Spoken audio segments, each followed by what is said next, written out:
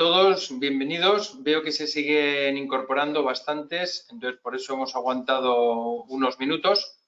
Había algunos que parecía que tenían algún problema en lo que era la instalación de la herramienta. Como veis, es bastante sencillo. Simplemente en el link que os ha llegado, pincháis, se os descarga un plugin y ya lo podéis ver. Mi nombre es Ignacio Muñoz, soy el responsable del Departamento de Admisiones del IEB. Y bueno, pues queremos ofreceros estos seminarios que íbamos a realizar de forma presencial aquí en el IEB, pero que, bueno, pues por todo el tema que nos está ocurriendo del coronavirus, bueno, pues para facilitaros y podáis continuar formándoos en el área financiera, los vamos a hacer de forma online. Como sabéis, se van a impartir durante la tarde de hoy, día 12 de marzo, el día 19 a la misma hora, a las 6 de la tarde, y el día 26 de marzo, ¿vale? Los 3 días serán de 6 aproximadamente durante una hora, a las 7.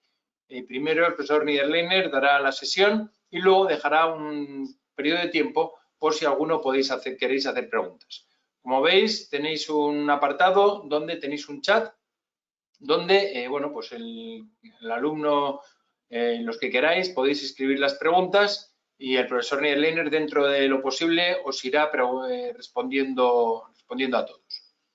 Bueno, pues nada, muchas gracias. Y bueno, también nos habéis preguntado varios en los últimos días que ibais a realizar las pruebas de admisión en el IEB, que, bueno, pues como es lógico, se han tenido que suspender. Había bastantes inscritos, tanto este sábado como el miércoles que viene, entonces las estamos realizando online.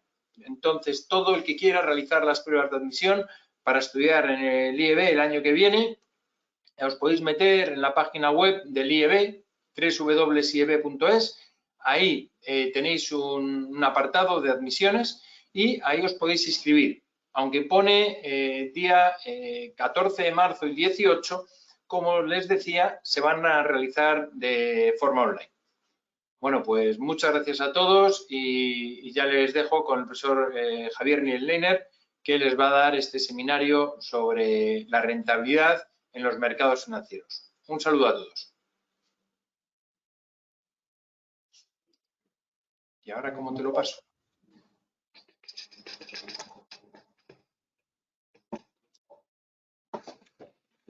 Ya, yo creo que... Hola a todos, ¿qué tal? Muy buenas. Gracias, Nacho, por la introducción. La verdad es que es un poco borroso dar clases online. Es mucho más divertido vernos las caras, porque podemos debatir, porque podemos charlar, podemos interactuar. Pero bueno, es lo que hay, y en ese sentido, pues vamos a intentar sacar todo el máximo partido a esta sesión. Fijaros, vamos a poner la presentación, porque esto es, de alguna manera ya sabéis de qué va. Vamos a poner nuestra presentación, porque claramente lo que quiero hacer en estas sesiones es partir desde el principio de lo que son los mercados financieros, ¿no? Entonces, lo que voy a hacer es, vamos a, al principio a hablar un poco de lo que es el sistema financiero, vamos a hablar de los intervinientes del sistema financiero, fundamentalmente los mercados, por supuesto, pero también vamos a hablar de los activos y de los intervinientes, ¿vale? Entonces, dejadme un segundo, que a ver si Nacho me ayuda a poner la presentación.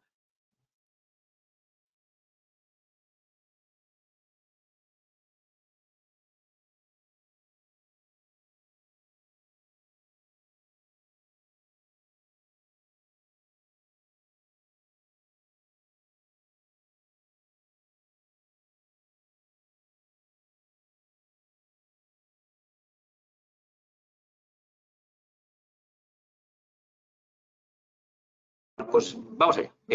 Vamos a hablar, como os he dicho, de lo que es el sistema financiero. ¿Vale? Vamos a ver en qué consiste, vamos a ver un poco cuáles son sus componentes, vamos a ver quiénes son los intermediarios, los activos, los mercados, y esos mercados es donde de alguna manera vamos a buscar la rentabilidad, pero quiero antes introducir un poco, ¿no? Vamos a hablar también de algo que precisamente hoy está de moda, que es lo que ha pasado con el Banco Central Europeo, y por supuesto de los tipos de interés. ¿Por qué? Porque cuando ahora veremos en qué consiste un poco el sistema financiero, tienen una importancia vital lo que son los tipos de interés. ¿Qué es el sistema financiero? Pues el sistema financiero está formado por una serie de intervinientes, instrumentos, mercados y fijaros, ¿para qué? Claro, aquí lo pone, para canalizar los superávits monetarios a los déficits monetarios. ¿Qué significa eso? Significa que la función principal del sistema financiero es canalizar el dinero entre la gente que tiene dinero, es decir, ahorradores, etcétera, etcétera, etcétera, hacia la gente que necesita dinero, inversores, etcétera, etcétera. Fijaros, un ejemplo muy genérico, ¿no?, de lo que es el sistema financiero. Una persona tiene sus ahorros, los deposita en un intermediario financiero, ¿de acuerdo?, que es el banco. Ese banco se lo presta a alguien que va a invertir, ¿vale? Entonces, de alguna manera, veis cómo el dinero llega de esa persona que tiene ahorros a esa persona que necesita dinero, utilizando ¿qué? Un intermediario financiero, que en este caso es el banco, ¿no? Tenemos otra serie de ejemplos, como por ejemplo una persona que quiere invertir, ¿vale? Quiere invertir porque tiene un ahorro y quiere invertir a largo plazo. Se lo presta, lo mete a través del banco y ¿qué hace? Comprar acciones, es decir, un activo financiero. ¿Veis? ¿Quién necesita ese dinero? De alguna manera, ¿quién está recogiendo ese dinero? Las empresas. Las empresas, tú estás invirtiendo en empresas, ¿para qué? Para que esas empresas cojan los dineros que tú les has dejado, los recursos que tú les has dejado, para hacer, para crear, para invertir, para crear puestos de trabajo. Es decir, en definitiva, para un buen economía, ¿no? Por lo cual, veis un poco que hay distintas variables de lo que es el movimiento del sistema financiero: inversión, préstamos, ahorro, etcétera, etcétera. Y fijaros, en ambos hemos visto un componente que es interesante, ¿no?, que es que cuando en ambos casos lo que buscan los que tienen superávit de fondos, es decir, los ahorradores, lo que buscan es una rentabilidad. Y por eso tiene vital importancia lo que os he dicho antes, los intereses, ¿vale? Los intereses de alguna manera son muy importantes porque van no solo a condicionar lo que es ese ahorro de los ahorradores, sino que también van a condicionar bastante lo que es la inversión en la economía productiva. Muchos conoceréis que ahora mismo, por ejemplo, los tipos de interés están al 0%. ¿Qué significa eso? Significa eso que de alguna manera las autoridades monetarias están buscando que la gente, los productores, los consumidores, tengan acceso a préstamos baratos, ¿vale? Porque es una de las partes importantes del sistema financiero, es el acceso a la financiación, en buscar a través de los distintos intermediarios financiación para crecer, ¿no? Si yo encuentro préstamos baratos, tendré una mayor predisposición a endeudarme. ¿Endeudarme para qué? Para invertir. Para invertir en empresas, para invertir en mi casa, para invertir en bienes de equipo, coches, etcétera, etcétera, etcétera, ¿no? Por eso, de alguna manera, cuando hablamos un poquito al final de las autoridades monetarias, como pues en los bancos centrales, recordaremos un poco lo que en materia de tipo de interés tienen que decidir, ¿de acuerdo? Bueno, pues básicamente es el sistema financiero, un conjunto de instituciones, miembros, para que el dinero fluya de los agentes con superávit a los agentes con déficit, ¿vale? Y lo veis un poco, agentes con superávit, vemos aquí cómo de alguna manera se mueve todo ese dinero. Hay otra serie de intermediarios, no solamente todos los bancos, sino pueden ser mediadores, comisionistas, gente que pone en contacto a la gente que tiene dinero, a la gente que necesita dinero, ¿vale? Los componentes, como hemos dicho, son fundamentalmente los activos financieros o instrumentos financieros.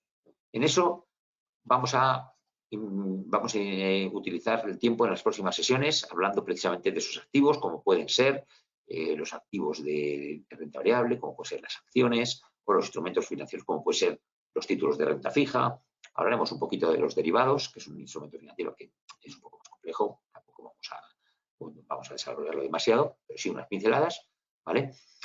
¿Dónde, de alguna manera, se canalizan esos activos? Pues vamos a ver, por supuesto, también los mercados financieros. Y vamos a hablar un poquito de lo que es el mercado bursátil, vamos a hablar un poquito de lo que es el mercado de renta fija o el mercado de derivados o el mercado de divisas.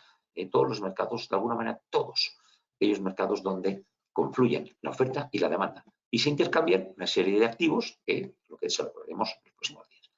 ¿Quién se realiza de esa función? Pues lo que hemos visto en el segundo punto. Las instituciones o intermediarios financieros. ¿Qué es un activo? Un activo es una serie de instrumentos que de alguna manera lo que buscan es transferir fondos entre esos distintos agentes. También transfieren, como veis, riesgos, ¿de acuerdo?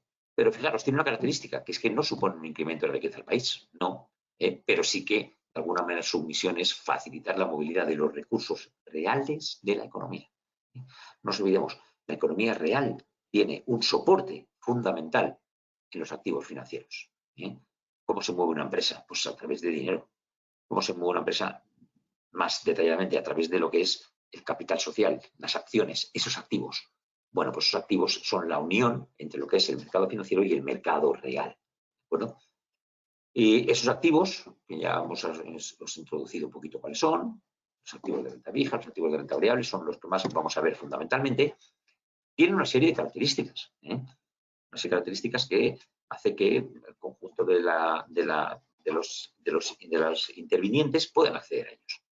El primero es que tienen liquidez. ¿Qué significa eso? Que tienen que ser susceptibles de ser canjeables por dinero físico. Porque al fin y al cabo, cuando yo voy a la economía real y quiero comprarme algo, necesito dinero físico. Yo no puedo comprar algo, no puedo comprar un coche, no puedo comprar una casa y decir, no, es que tengo acciones. No. Lógicamente, esos instrumentos financieros pues, tienen que ser fácilmente convertibles en dinero. Eso se llama liquidez. ¿De Bien, esa característica, pues de alguna manera también hace que tengan que tener una certidumbre de su conversión en dinero. Esa certidumbre, pues bueno, fluctúa.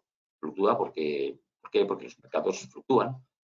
Cuando veamos estos días próximos lo que es los mercados, sobre todo los de renta variable y de renta fija, veremos que esos activos fluctúan. Entonces, de alguna manera, por esa fluctuación, a veces se convierten en más dinero, a veces se convierten en menos dinero.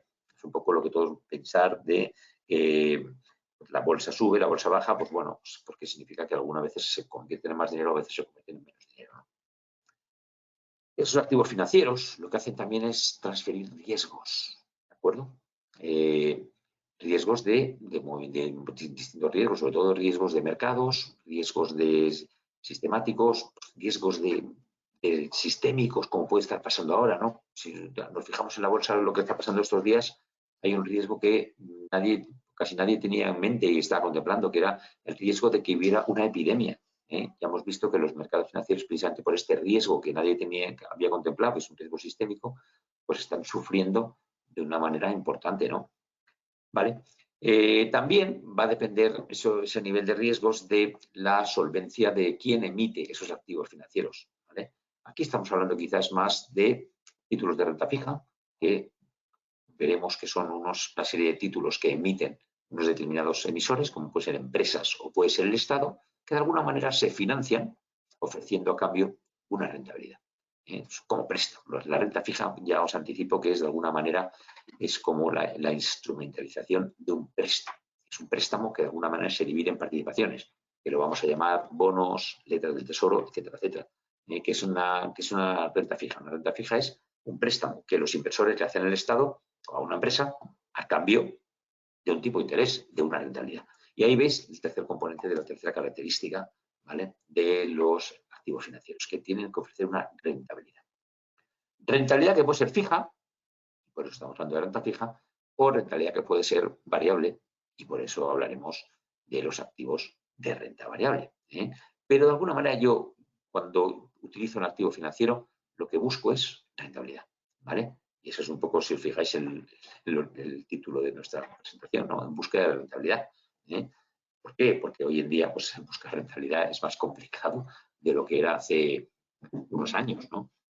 Hace unos años, cuando la situación era absolutamente diferente, cuando había un crecimiento bastante sostenido, donde no había tantas preocupaciones como ahora, simplemente tú ibas al banco, depositabas tu dinero al intermediario financiero y te daban una rentabilidad. En un momento estuvo al 8, después pasó a estar más o menos en torno al 4, pero de un tiempo a esta parte, aproximadamente desde el año 2010, con la crisis financiera tan tremenda que tuvimos, los activos de renta fija están dando rentabilidades en torno al 0%. Es complicado sacar una rentabilidad de un depósito, ¿verdad? De hecho, es imposible. ¿Por qué? Porque si los tipos del Banco Central, como veremos más adelante, están al 0%, pues está claro que nosotros vamos al banco y no nos van a dar más del 0%. Habrá que utilizar, habrá que buscar rentabilidad en otras alternativas, ¿no? Que las veremos, por supuesto, claro que sí.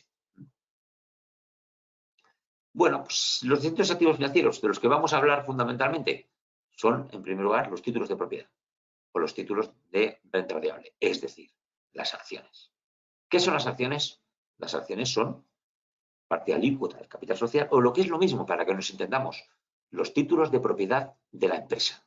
¿De quién es una empresa? Una empresa es de sus dueños. ¿Cómo se llama a esos dueños?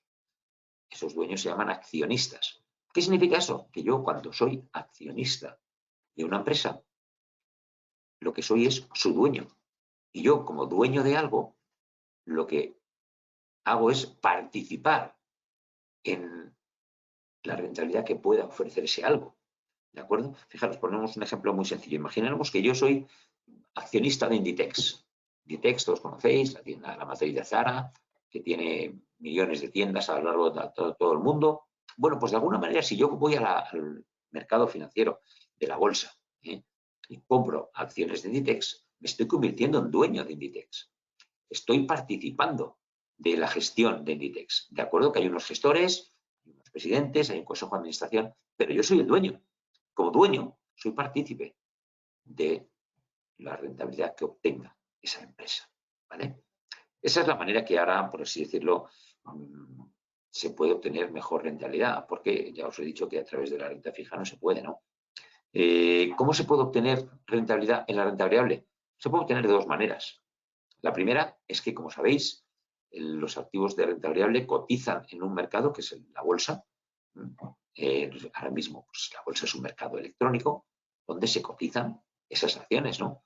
Esas acciones, dependiendo de las expectativas, dependiendo de cómo pensemos que van a comportarse esas empresas en los mercados, si van a vender más, si van a vender menos, si ganarán más, van a ganar menos, si van a tener problemas, etcétera, etcétera, etcétera, tienen un valor. Y ese valor diariamente sube, diariamente baja. Entonces, ¿cómo se puede obtener, en primer lugar, rentabilidad de los mercados de renta variable? Pues, como se dice vulgarmente, comprando esas acciones a un precio barato y vendiéndolo caro. ¿De acuerdo? Bueno, eso no es eso que te parece tan fácil. Bueno, pues no es tan fácil, es un tema complicado. ¿Por qué? Porque intervienen muchísimos factores. En la renta variable intervienen muchísimos factores. Sobre todo, intervienen factores a nivel geoestratégico, a nivel macroeconómico, a nivel político. Todos esos factores que puedan influir en la economía. Básicamente es eso. Son todo aquello que puede influir en la economía. Y fijaros, hoy en día tenemos un factor que va a influir muchísimo en la economía, que no, aún no mucho directamente, pero creedme que va a influir muchísimo, que es el coronavirus de las narices. ¿Vale? ¿Qué significa eso? ¿Por qué pensamos? ¿Por qué diremos que esto influye? ¿Por qué el coronavirus influye? Bueno, pues lo estamos viendo. Porque si la gente paraliza su actividad, su consumo, o paraliza sus actividades o sus inversiones, claramente la economía se para. Os voy a poner un ejemplo, ya que estamos con Inditex. Si vosotros estáis de alguna manera en casa porque os han dicho que no os mováis, porque tenemos que estar confinados todos, ¿qué significa eso? Que no vamos a ir a comprar a Inditex. En lo último que estamos pensando es ir a comprar a una tienda de Inditex. ¿Eso qué significa? Significa que Inditex, que sí que tiene una estructura de costes importante, porque tiene empleados, porque tiene edificios, etcétera, etcétera, pues va a ganar menos dinero. Entonces yo, como dueño de esa empresa, voy a ganar menos dinero. Si yo con esa empresa voy a ganar menos dinero, ¿qué significa? Pues que esa empresa va a valer menos. Claro, las cosas valen en función de lo que producen. ¿Verdad que sí?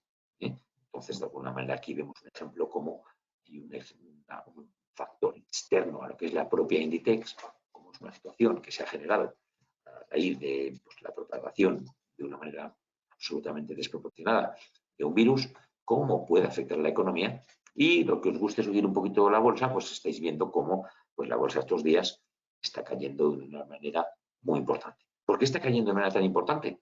Precisamente por eso, porque los inversores tienen miedo a que las empresas donde invierten el día de mañana van a ganar menos dinero. ¿Vale? Entonces, si van a ganar menos, significa que esas empresas valen menos. El precio de los títulos de propiedad refleja, de alguna manera, qué es lo que la empresa va a ganar en el futuro. ¿Vale? Imaginemos, por ejemplo, hay acciones, a lo mejor algunos lo han seguido, que están subiendo de una manera muy rápida. ¿Por qué? Porque son acciones de empresas que se piensa que van a tener un crecimiento muy bueno de beneficios. Pensar, por ejemplo, en empresas, sobre todo, que es más fácil de ver, que las veis porque las utilizamos todos, empresas americanas, como pueden ser Amazon o Netflix, son empresas que están subiendo muy fuerte sus precios. Las acciones están subiendo. Los dueños están viendo cómo su valoración sube. ¿Por qué? Porque son empresas que van a ganar muchísimo dinero en el futuro. Al contrario, nos vamos a encontrar con empresas a lo mejor de vieja economía, pues empresas más tradicionales, que ya no van a ganar tanto dinero en el futuro. Pues claro, si no van a ganar tanto dinero en el futuro, pues van a ver que sus precios, sus cotizaciones, se van a ver depreciando. ¿De acuerdo? La otra manera, por lo cual ya hemos visto la primera manera de sacar rentabilidad a través de las acciones es comprando las baratas, porque yo creo que están en una valoración y creo que en el día de mañana van a ganar más dinero. O dos, vía lo que se llama reparto de beneficios. ¿Vale? Inditex gana dinero. Claro que gana dinero. ¿Por qué? Porque es su misión, ganar dinero. ¿Qué significa eso? Que produce ropa a un precio barato y la vende cara. Y gana dinero. No nos olvidemos que cuando yo soy accionista, soy dueño. Entonces, parte de los beneficios que obtenga esa empresa me corresponde una parte. ¿De acuerdo? Bueno, pues normalmente las empresas, y hay excepciones, por supuesto, normalmente las empresas reparten sus beneficios entre sus dueños. ¿De acuerdo? Eso es lo que se llaman dividendos.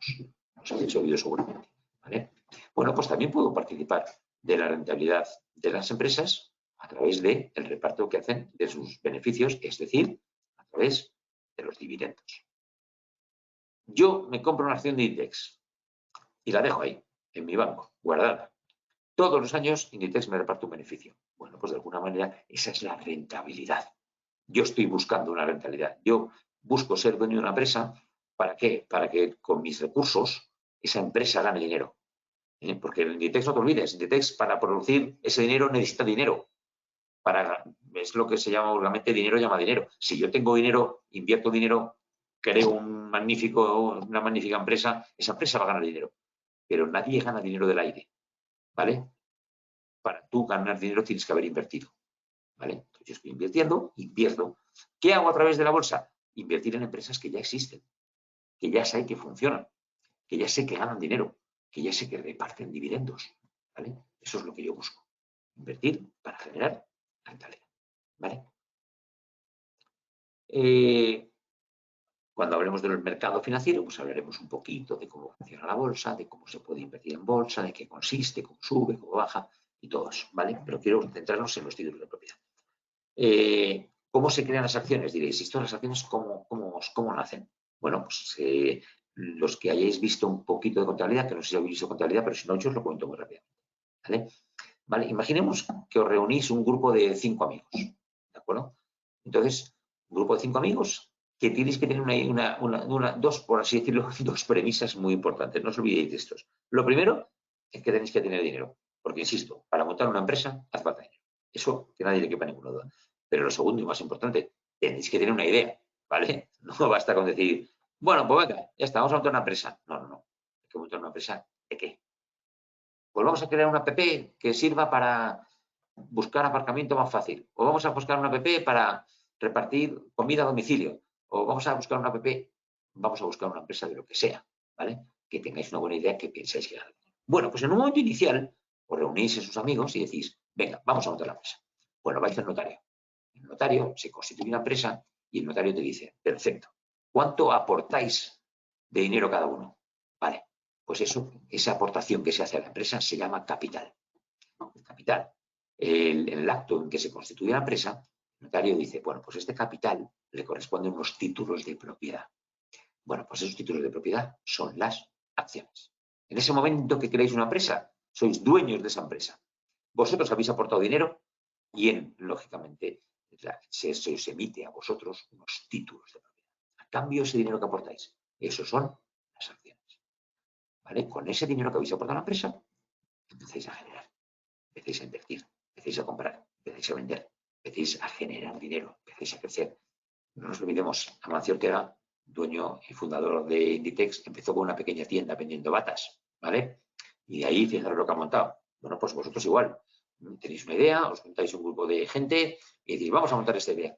¿Que la cosa va bien? Vuestras acciones vendrán más. Si queréis generar más tamaño, hacéis una figura que se llama ampliación de capital social. ¿Qué significa eso? Que admitís accionistas que lógicamente van a aportar más dinero. ¿Para qué aportan ese dinero? Para seguir creciendo, para comprar otra tienda, para comprar mejores máquinas, para lo que sea, ¿vale? Esas son las acciones, títulos de propiedad. Se pueden crear indefinidamente, podéis crear, mientras la empresa crezca, podéis crear todas las acciones que queráis, siempre que estén justificadas. Por supuesto, no vais a crear empresas, bueno, vamos a que estamos aquí, pues vamos a crear unas acciones, así nos compramos a todos los dueños, nos compramos un Ferrari y ya está. Malo porque no estáis produciendo, ¿vale? Inditex, Amancio, cuando creó su empresa lo que hacía era crecer y crear nuevos métodos para ganar dinero, más tiendas, más empresas, más marcas, más todo, ¿de acuerdo? Por eso ahora mismo pues, es una de las personas más ricas del mundo. ¿Por qué? Porque fijaros, porque tiene el que más acciones de Inditex, ¿de acuerdo? Es el dueño principal. En las empresas, ¿quién manda? Diréis, bueno, ¿y soy dueño? Mando. Bueno, las empresas tienen una democracia un poco particular. Así como en una democracia de un país es un hombre, un voto, la democracia de las empresas significa una acción, un voto. Y en las empresas se permite tener más de una acción, ¿vale? Bueno, pues en este caso, fijaros qué ocurre, pues que Amancio Ortega tiene más del 50% de las acciones. ¿Eso qué significa? Que cuando hay que tomar decisiones, ¿quién la toma? Los dueños. Pero si tú eres el dueño del 50%, ¿qué se hace? Lo que tú digas, ¿vale?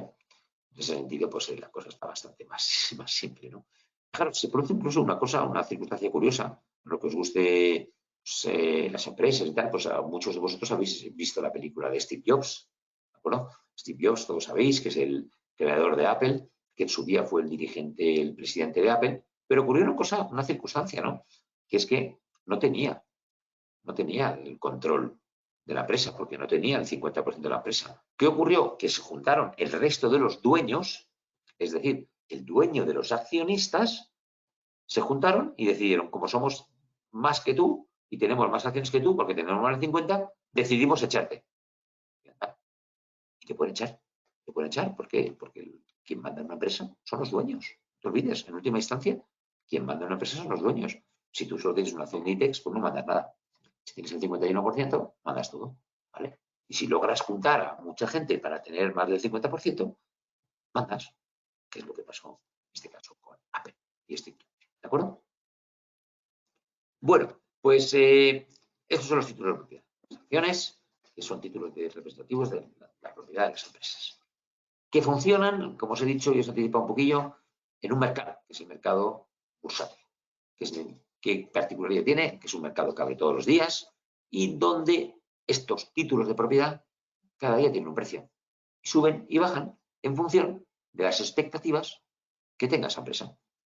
Y esas expectativas, como os he dicho, incluyen cómo se va a mover la economía a nivel mundial. Y por eso muchos habréis visto, ¿y por qué? Porque sale, entre otras cosas, está saliendo en los telediarios continuamente, pues estos días está bajando muchísimo la bolsa, están bajando muchísimo los precios de las acciones. ¿Por qué? Porque las empresas creen que van a ganar menos dinero. No es que las empresas crean, es que los dueños de las empresas creen que van a ganar menos dinero. ¿Y qué están haciendo? Vendiéndolas, no las quieren. ¿Tú te interesa ser algo del dueño de una empresa que no va a ganar dinero? No, lo vendes. Y esto, ¿de acuerdo? ¿Qué son los títulos de deuda? De renta fija más bien, ¿vale? Porque, fijaros, cuando veis la palabra deuda, que la veréis muchas veces, normalmente la palabra deuda se refiere a los títulos de renta fija emitidos por un Estado o por un organismo público, como puede ser una comunidad autónoma o el ayuntamiento, etcétera, etcétera. Bueno, como os decía, los títulos de deuda o de renta fija son instrumentalizaciones de préstamos. Es decir, el Estado pide un préstamo a la comunidad inversora a través de un intermediario, los bancos, las agencias de lo que sea, los principales cajas de ahorros, etcétera, etcétera, etcétera, donde los inversionistas le prestan su dinero al Estado. Y eso se instrumentaliza y se crea un activo que se suele llamar letra, bono u obligación. ¿De acuerdo? Cualquiera de los tres títulos que veis aquí, letras, bonos, obligaciones, son títulos de renta fija. Cada uno tiene una particularidad, ¿no? ¿Por qué? Porque hay un componente fundamental en la renta fija, que es el plazo al cual yo voy a prestar mi dinero. Yo puedo prestar dinero al Estado con el compromiso que me devuelva en un plazo corto de tiempo. Un año, 18 meses. Bueno, pues eso le llamaré letra. Yo le puedo prestar al Estado con el compromiso de que me lo devuelva en 3 o 5 años. Y eso lo voy a llamar bono. O le puedo prestar al Estado con muchísimo más plazo de tiempo, a 10, 15, 20 años, porque no necesito el dinero ahora y le digo al Estado, te presto mi dinero, ya me lo devolverás en 10 años. Bueno, pues eso se llama una obligación. ¿De acuerdo? Características fundamentales de los bonos que, de alguna manera, incorporan, como veis aquí, el derecho a recibir una renta. ¿Cómo lo podemos llamar? Lo vamos a llamar cupón. ¿Qué es el cupón? El cupón es precisamente esa renta que va a ser un pago periódico que nos va a realizar ese emisor en contraprestación a la entrega de esa cantidad que le hemos prestado. ¿De acuerdo? ¿Vale? Es decir, la característica principal de la renta fija es que yo presto mi dinero como inversor a alguien que emite ese título a cambio de unos pagos periódicos que vamos a llamar cupón y, por supuesto, que al final del periodo me devuelve el dinero que le he prestado. No penséis que en principio tal. Por lo cual vamos a definir estos activos atendiendo por los siguientes criterios. Lo primero, como hemos dicho, atendiendo a su vencimiento. Ya os he dicho que yo puedo prestar mi dinero a alguien a todos los plazos que os podéis imaginar. Incluso en Estados Unidos hay bonos a 100 años. Lógicamente podéis pensar que no busco que me vuelva o se lo pasaré a mis herederos, no lo sé. Yo lo que busco es una contraprestación. Y a mis herederos ya lo cobrarán. ¿Vale? Atendiendo a su vencimiento, insisto, corto plazo, medio plazo, largo plazo. En cuanto estamos hablando de emisores públicos, como puede ser el gobierno, le llamaremos al corto plazo letras. ¿De acuerdo? Pero fijaros, atendiendo, si lo que emite esa deuda son empresas, lo llamaremos pagares. ¿De acuerdo? Atendiendo a su emisor, vamos a tener dos grandes emisores, el sector público y el sector privado. Del sector público hemos hablado, le estoy prestando dinero al Estado. El Estado, pues, técnicamente es un sitio muy seguro, el Estado nunca quiebra. Si estamos hablando de estados sólidos, nos podemos encontrar con estados que lo están haciendo peor, como puede ser pues, Argentina o Grecia o cualquier otro estado que la tenga una situación más dudosa. Entonces, bueno, en principio nos van a devolver dinero. Fijaros que la premisa fundamental de la renta fija es que yo le presto a alguien y tengo que tener esa certeza de que ese alguien me va a devolver a mí el dinero. ¿De acuerdo? No puedo estar prestando de que te presto y vamos a ver si me lo devuelves. Vamos a ver si no te vas al extranjero y desapareces y no me lo devuelves. No. ¿Vale? Por lo cual, ya hemos dicho, entendiendo su emisor, deuda pública, pero también, lógicamente, tenemos que fijarnos en lo que son los bonos de empresas, los títulos de renta fija de empresas. ¿Y qué lo vamos a llamar? Como os he dicho antes, a corto plazo pagarés. Y luego también le llamaremos igualmente bonos y obligaciones. ¿De acuerdo? ¿Qué significa eso? Significa que yo puedo prestar igualmente a las empresas a muy poco espacio, a muy poco corto tiempo, 6 meses, 1 año, 18 meses, y lo llamaré pagaré a 3, 5 o 10 años. En empresas no suele haber préstamos a más de 10 años. ¿De acuerdo? ¿Qué tengo que ver? En este caso tengo que ver algo muy importante, que las empresas sí que normalmente están sujetas a un determinado nivel de riesgo distinto al Estado. Y sí que tendré que catalogar cuál es el riesgo de la empresa a la cual estoy prestando mi dinero. Si es una empresa muy sólida, pues Telefónica, Repsol, empresas que todos conocéis, voy a tener una garantía muy importante de que me va a devolver dinero. Pero si le presto a empresas pequeñas o empresas que no sé si van a tener un buen comportamiento, me puedo encontrar en problemas. Entonces, en ese sentido, pues tengo que tener cuidado. Claro, hay un factor importante. Hay un factor importante que supongo que, no sé si, vamos a verlo aquí, no, que de alguna manera ese riesgo de ese emisor va a determinar una parte muy importante de lo que es el componente de esos deudos, que es la rentabilidad. Y vamos a establecer un baremo que es el baremo rentabilidad-riesgo. ¿Qué significa eso? Y de eso vais a verlo siempre, siempre que os metáis en cualquier activo del sistema financiero, a todos les vamos a poder establecer el baremo rentabilidad-riesgo. ¿Qué significa eso básicamente? Significa que si yo quiero más rentabilidad, tendré que asumir más riesgo. Pero le podemos dar la vuelta. ¿Qué significa eso? Que si yo quiero asumir más riesgo, podré obtener más rentabilidad. Y podemos ponerlo, por supuesto, desde el otro punto de vista, que si yo no quiero nada de riesgo, lo más seguro es que no tenga nada de rentabilidad. ¿De acuerdo? Y eso lo podemos establecer tanto a deuda pública, es decir, los emisores públicos, como pues el Estado, como los emisores privados. Vamos a hablar de eso porque me parece muy interesante. Vamos a ver el emisor. Es lo mismo que el bono o la deuda pública la emita el Estado alemán o que la emita el Estado español. Pues en principio no. Aparentemente sí, porque es un bono del Estado, pero si nos basamos puristamente en cómo está la situación económica de cada uno de los dos países, ¿quién pensáis que es un Estado más sólido? ¿El Estado alemán o el Estado español? Los mercados dicen, y yo creo que es así básicamente por las cifras de la contabilidad de cada uno de los dos países, es mucho más sólido el Estado alemán. ¿Qué significa eso? Que el Estado alemán hay muy pocas posibilidades de que no te devuelva el dinero que tú le has prestado, ¿vale? Es decir, ofrece muy poco riesgo. Es decir, ofrece muy poca rentabilidad. Como el Estado español tiene un poquito más de riesgo, lógicamente da un poquito más de rentabilidad. Ese concepto, ¿sabéis cómo se llama? Es el concepto que se llama de prima de riesgo, que es la prima que me dan de mayor rentabilidad por el hecho de haber invertido en un activo de más riesgo. Bueno, pues para eso hay agencias que se dedican a establecer cuál es el riesgo de cada país. País más sólido de Europa, Alemania. Luego están Holanda, Dinamarca, que son países muy sólidos. Luego pues está Francia y luego ya estamos España, Italia y por debajo de todos pues está Grecia, que es un país que algunos conocéis, pues que ha tenido bastantes dificultades, ¿no?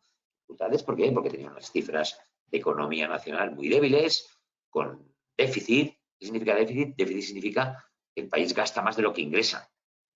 Cuando uno gasta más de lo que ingresa, tiene un problema.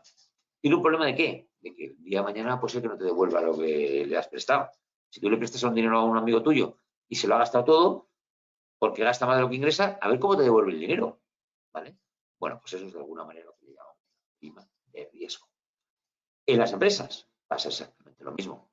Hay empresas que están catalogadas como empresas sólidas, que tienes 100% garantía que te van a devolver el dinero, pero hay otras empresas que porque están en un sector de actividad más difícil o porque han tenido dificultades financieras o por lo que sea, pues hay un riesgo de que no te devuelvan el capital que les prestaste. También ahí establecemos una prima de riesgo.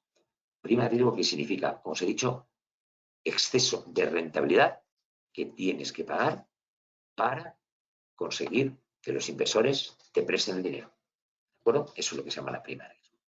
¿Vale? Públicos y privados. Y después, por supuesto, atendiendo al mercado en que cotizan, pero eso es muy sencillote. ¿Por qué? Porque el mercado cotiza, hay dos mercados. El mercado de deuda pública es un mercado telefónico que se canaliza a través del Banco de España, la central de anotaciones del Banco de España, y después está el mercado de la renta fija privada, que es lo que se llama el mercado de la AIAF, Asociación de Intermediarios de Activos Financieros. Factor importante a tener en cuenta también la renta fija, que lo dijimos antes en los activos, es la liquidez. La liquidez, como os dije, es la facilidad que tienen estos activos de convertirse en dinero. Y tenemos desde los activos que son absolutamente fácilmente convertibles en dinero, como son los activos de renta fija pública, dinero del Estado se convierte muy fácilmente en dinero. Y va bajando esa liquidez dependiendo del emisor que nos encontremos. Hay empresas que son grandes y tienen muchos bonos y generan liquidez, pero nos podemos encontrar con bonos de determinadas empresas que son más pequeñas y que a lo mejor no tienen liquidez. ¿Qué significa que no tener liquidez? Que no tengo contraprestación. ¿Qué significa que no tener contraprestación? Que no encuentro fácilmente a gente que me quiera comprar ese bono. ¿De acuerdo? Es como pues, cualquier activo de los mercados, vosotros con el estáis acostumbrados a trabajar. Hay activos, cosas o bienes o teléfonos que son muy fácilmente vendibles y sin embargo hay otros que no los vendes ni de broma. ¿Vale? Bueno, pues eso de alguna manera, ¿por qué es importante tenerlo en cuenta? Porque eso penaliza el precio. ¿Qué ocurre cuando tú tienes algo que es muy difícil vender? porque nadie lo quiere, porque está pasado de moda. ¿Qué ocurre? Pues que tienes que bajarlo de precio, lógicamente. ¿Vale? Bueno, pues eso también pasa en la renta fija. En la renta fija o en la renta variable, cualquier mercado donde no haya suficiente demanda, te va a obligar a bajar el precio. ¿Vale? Como decía el refrán, todo tiene un precio. ¿Vale? Pero claro, si no tienes demanda, pues seguramente ese precio sea a la baja. Por lo cual, cuidado cuando invertamos en determinados activos, porque si no tienen liquidez, podemos obligarnos para deshacernos de ellos a bajar mucho el precio. ¿De acuerdo? Eso es importante. Vale. Bueno, hablaremos después también el próximo día un poco de lo que es el mercado. Y por último, nos quedan dentro de los mercados unos activos que se llaman derivados. Derivados son unos, ya lo veremos, unos activos de alguna manera algo complejo, pero que son relativamente fáciles, ¿no?, de entender, ¿no? ¿Por qué? Porque lo que es un derivado es un instrumento que nos permite, por lo cual realizamos una transacción, pero fijaros, no hoy, sino dentro de un determinado plazo de tiempo. Es decir, es como si yo te dijera, oye, te compro tu casa, vale, pero no hoy, ¿eh? Te la compro el 31 de diciembre. Ah, vale, perfecto. ¿Pero firmamos el contrato? Sí, pero no compramos la casa hasta diciembre. ¿De acuerdo? Vale, pues eso es un futuro. Contrato de futuro, ¿vale? Que es decir, que yo voy a realizar una operación, firmo la operación, pero no la hago hoy. La hago dentro de un plazo. ¿De qué sea? 6 meses, 12 meses, un año. Eso se firma en el contrato. Es un contrato es un acuerdo entre dos partes, el que compra y el que vende, ¿de acuerdo? Pero, ¿qué ocurre? Que estos, en vez de ser sobre casas, sobre coches o sobre activos, es sobre activos financieros. Y podemos hacer un futuro sobre una acción, por ejemplo. Oye, te compro tu acción telefónica, pero hoy no, ¿eh? Dentro de 6 meses. Perfecto. ¿Vale? Entonces, en estos contratos se especifica todo. Se especifica lo que vas a comprar, la acción, en este caso, la fecha a la que vas a comprar, diciembre, enero, junio, que sea. Y por último, también pones el precio al cual vas a comprar. ¿De acuerdo? Vale. Dentro de los contratos de futuro, pues de alguna manera se pueden establecer tres partes, ¿no? Tres tipos, ¿no? Forward, que son contratos donde de alguna manera se establecen las condiciones que vas a hacer. Swaps, que son intercambios de intereses de activos que pagan interés por un activo fijo. Y por último, los futuros propiamente dichos, que son, como os he dicho, pues esos activos donde de alguna manera tú estás diciendo que vas a realizar una transacción, pero insisto, no vas a realizar la transacción hoy, la vas a realizar en un plazo determinado de tiempo. Las opciones son parecidas. ¿Por qué? Porque tienen un componente parecido al futuro, que significa que la transacción no se va a realizar hoy, se va a realizar dentro de un plazo de tiempo. ¿De acuerdo? ¿Vale? ¿Y cuál es la característica de las opciones? Que mientras que en los contratos de futuros las dos partes integrantes del contrato van a realizar la transacción, es decir, vamos a realizar la compra porque tú vas a realizar la venta en ese plazo futuro. En las opciones no. En las opciones, como su propio nombre dice, hay la opción de realizar esa transacción o no. Os doy un ejemplo muy rápido. Imaginemos que yo compro una opción de comprar Telefónica 10 el 31 de diciembre. ¿Lo veis? Compro un instrumento financiero, un contrato, donde digo que no voy a comprar Telefónica hoy, sino que lo voy a comprar el 31 de diciembre y a 10 euros. ¿Vale? Pero fijaros, si lo que estoy firmando en una opción, lo que estoy diciendo es que tengo la posibilidad, la opción, no la obligación. Llega el día de mañana y digo, pues no quiero comprar Telefónica 10. Ah, fenomenal. No pasa nada. Por eso se llama opción. Por eso estoy pagando un dinero. ¿Vale? Yo estoy pagando una cantidad de dinero por tener la opción de comprar. Bien, ¿compro? No compro. Tengo la opción. ¿Vale? Bueno, pues por eso se llaman opciones.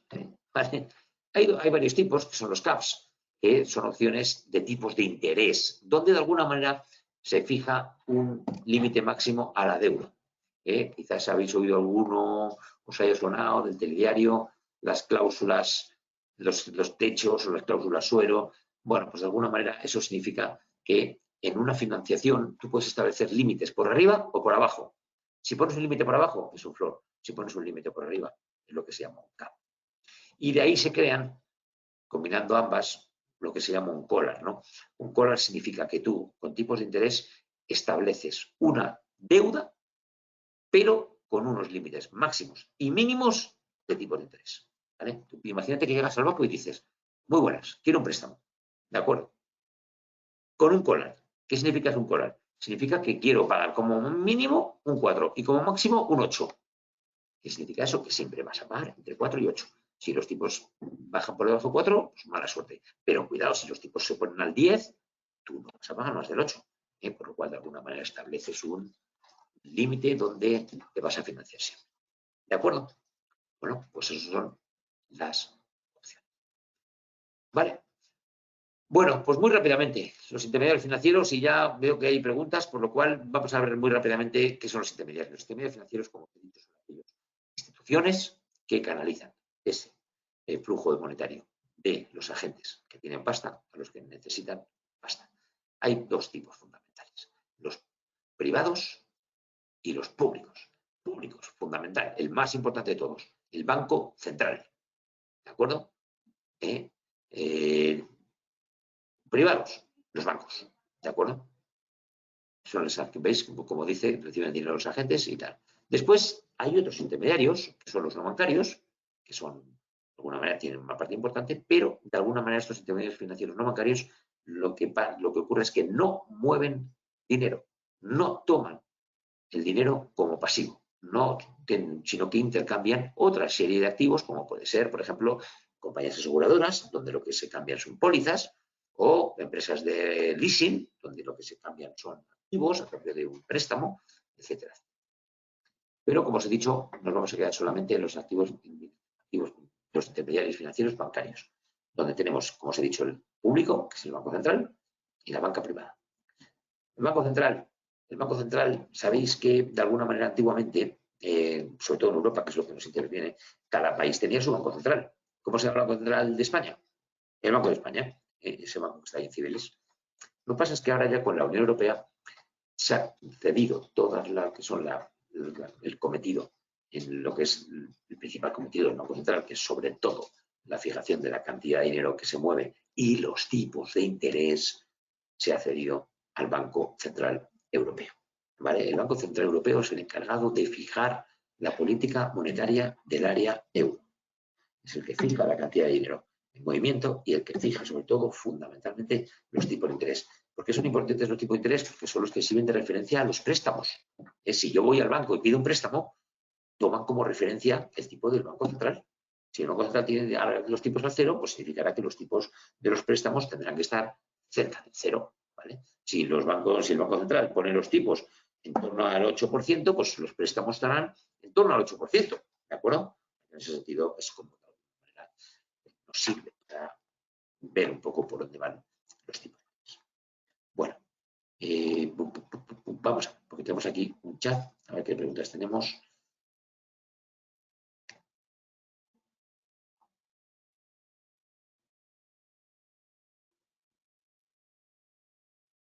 Preguntas, aquí está.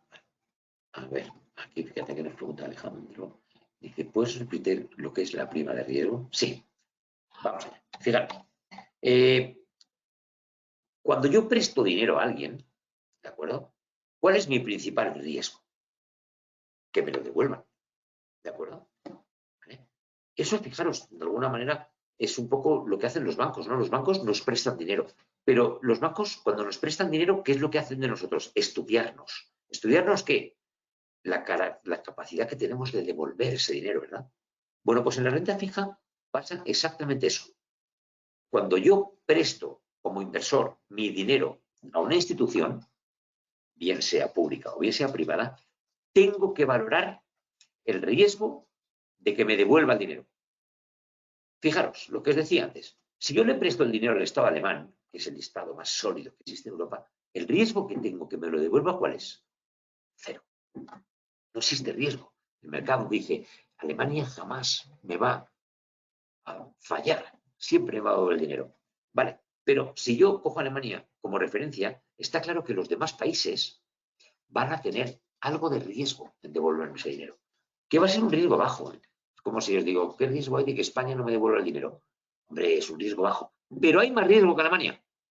Bueno, pues esa diferencia del riesgo de que me devuelva el dinero a Alemania o que me lo devuelva a España es lo que se llama prima de riesgo. ¿Y eso cómo se plasma? En los tipos de interés. Os pongo un ejemplo. Imaginemos que la prima de riesgo ahora mismo es 0,8%. ¿Qué significa eso? Significa que si yo le presto el dinero a Alemania, Alemania me va a pagar un 1%. Como la prima de riesgo de Alemania, si yo le presto el dinero a España, España me tiene que pagar de intereses 1,8%. Es decir, 0,8 más. Diferencial de riesgo. Es el exceso de riesgo que tiene un emisor sobre otro. Os digo cómo está ahora mismo. Ahora mismo, lo he dicho conforme a la realidad.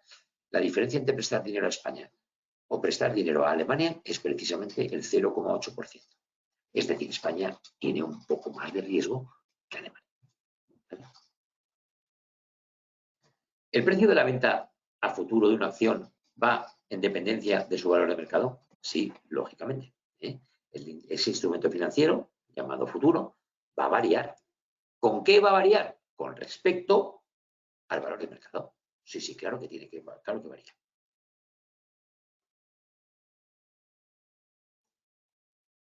Collar. A ver, ¿podría explicar lo de los collars? Sí. Vamos allá. Vamos a ver qué es un collar. Cuando yo voy a un banco, pido dinero, ¿de acuerdo? Cuando yo pido ese dinero, el banco me va a decir, eso te cuesta un interés. Vamos a suponer un tipo de interés, el que sea, 3%. De acuerdo, pero yo mediante el uso de opciones, de estas opciones, puedo establecer al préstamo que he pedido un tipo máximo de tipo de interés, pero también puedo comprar un tipo mínimo de tipo de interés. Os he dicho que el préstamo era el 3%. Bueno, pues yo puedo decir que le voy a poner un tipo máximo del 5%, pero un tipo mínimo del 2%. ¿Qué significa eso? Que mediante la composición yo voy a estar siempre financiándome de acuerdo a cómo varíen los tipos de interés, porque no os olvidéis que los tipos de interés varían, que los tipos de interés no es algo fijo. Ahora mismo están al 0, pero hace 20 años los tipos estaban al 13 y después pasaron al 8. Y como os he dicho luego, estuvieron en el 4 mucho tiempo. Bueno, pues mediante la compra de un collar, yo establezco un límite entre el tipo máximo al cual voy a pagar mi deuda y el tipo mínimo por el que voy a pagar mi deuda. Eso es un collar. ¿Vale? El ejemplo que os he puesto. Tipo 3, máximo 5, mínimo 2. El collar es un collar 2, 5. Si los tipos se ponen por encima del 5%, yo voy a pagar el 5. Si los tipos se ponen por debajo del 2, yo voy a pagar el 2. Bueno, siempre me voy a pagar el 2 y el 5. Criptomonedas. La criptomoneda es una moneda, entre comillas, que no tiene un organismo regulador, sino que los reguladores son los propios intervinientes del mercado, que son los famosos mineros, ¿de acuerdo? Es decir, es un sistema fiduciario donde los que dan fe de esa moneda son los miembros de ese mercado, pero no hay un organismo regulador, como puede ser el Banco Central Europeo, ¿vale? Simplemente es un sistema conectado por la red, ¿vale? Donde los miembros de esa comunidad lo que dan es fe del dinero que tiene cada uno de los miembros, ¿vale? Es un sistema fiduciario donde la gente tiene garantía en que lo que tiene está vigilado por todos los miembros. Vosotros imaginaros que los mineros, ¿quiénes son los mineros? Los mineros son los componentes de ese mercado.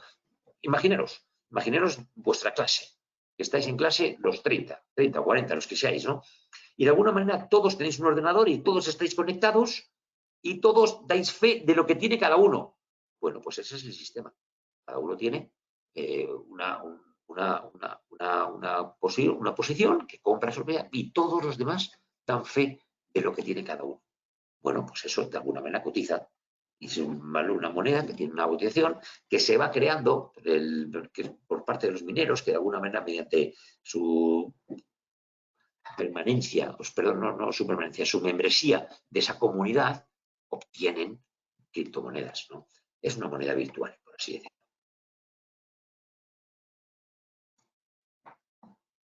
Bueno, me pregunta alguien aquí algo más complejo, que es una opción OTC, ¿vale? Una opción OTC simplemente son opciones que no se cotizan en mercados organizados, sino que se contratan directamente con los intermediarios, ¿vale? ¿Qué significa eso? Que yo, cuando estoy fijando el tipo de interés máximo de deuda, lo negocio directamente con el banco.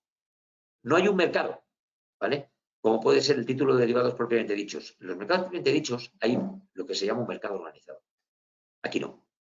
Aquí simplemente tú coges y discutes directamente con el banco. Tú vas al banco, al cual le has pedido el préstamo, y le dices, oye, banco, vamos a negociar. ¿Qué te parece si me pones un tipo máximo o un tipo mínimo? Venga, vamos a negociar. Y depende de cómo es el mercado, pues digo, negociamos y ponemos un tipo máximo del 5, o del 3, o del 7, o de lo que sea, y un tipo mínimo. Es decir, son acciones que se negocian directamente. ¿De acuerdo? Bueno, pues es una lástima que se acabe el tiempo. Os prometo que el próximo jueves tendremos más tiempo, ¿vale? Estaremos más tiempo. Pero por necesidades logísticas tengo que terminar a las 7, son las 7 menos un minuto, porque a las 7 tengo que estar en otro sitio. Avanzaremos, veremos muchos más temas, mucho más interesantes y, por supuesto, tendremos muchísimo más tiempo para hacer muchísimas cosas. ¿De acuerdo? Gracias a todos. Nos vemos el jueves 19 a las 6. Y os prometo que estaremos más tiempo. ¿De acuerdo? Gracias a todos.